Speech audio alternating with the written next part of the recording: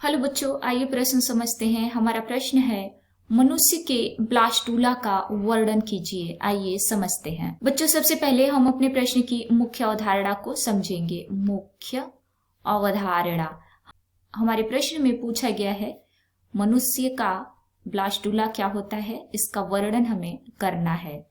आइए लिखें ब्लास्टूला। आइए समझते हैं। आइए लिखते हैं बच्चों ब्लास्टूला। बच्चों, ब्लास्टूला अंडाशय में क्लीवेज या विदलन के द्वारा उत्पन्न होता है।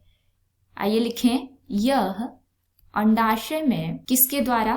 क्लीवेज या विदलन के द्वारा उत्पन्न होता है, या विदलन के द्वारा उत्पन्न। भ्रूण के शुरुआती चरण में तरल पदार्थ के द्वारा भरे हुए क्षेत्र जहां ब्लास्टोडर्म की परत का निर्माण होता है।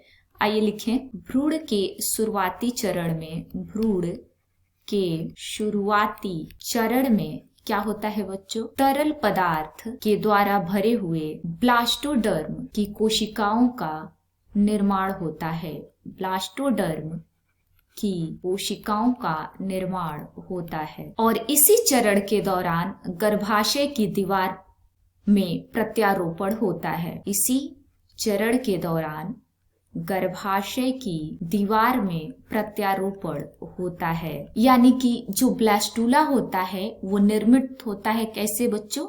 अंडाशय के क्लीवेज से। आइए अब चित्र के माध्यम से समझते हैं। बच्चों, ये ब्लास्टूला का चित्र है। जो ए चित्र दिख रहा है वो ब्लास्टूला है, यानी कि यह एक कोशिकाओं का समूह है। आइए लिखें, कोशिकाओं का समूह, कोशिकाओं का समूह। और यहीं से विदलन होता है। क्या होता है बच्चों?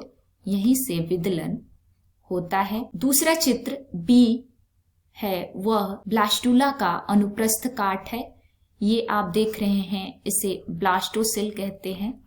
ब्लास्टोसिल, अंदर वाले भाग को हम ब्लास्टोसिल कहते हैं तथा कोशिकाओं के ऊपरी परत को ब्लास्टोडर्म कहते हैं। ब्लास्टोडर्म। जो अंदर का भाग होता है बच्चों, वो खोखला होता है, खोखला भाग। तो इस प्रकार आपने मनुष्य के ब्लास्टूला को समझा।